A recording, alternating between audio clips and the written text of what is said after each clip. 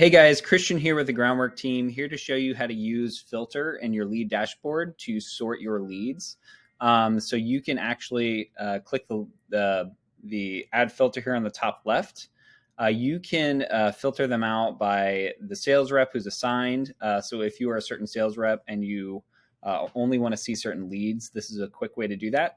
Also page, flow, we also do it for campaigns. So if you have a QR code out there, you want to see who came through using that QR code, you can also filter that way. So keep in mind, you can use this filter for many different ways and purposes. You also have a sort by here as well. You can do by recent activity or just by the lead date as well. So keep that in mind to try and help you sort through your leads. I always recommend updating your leads as well. So, here we have some that are like a year old.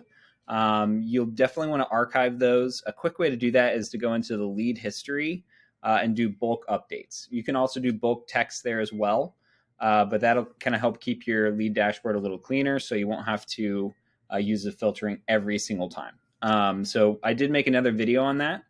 So in the how-to videos here, if you look for lead history, bulk text, bulk messaging, you should be able to find that and get more info on that. So do let me know if you have any questions. You can always email me at support@hellogroundwork.com or email me directly as well, Christian@hellogroundwork.com. Thanks, and see you on the next one.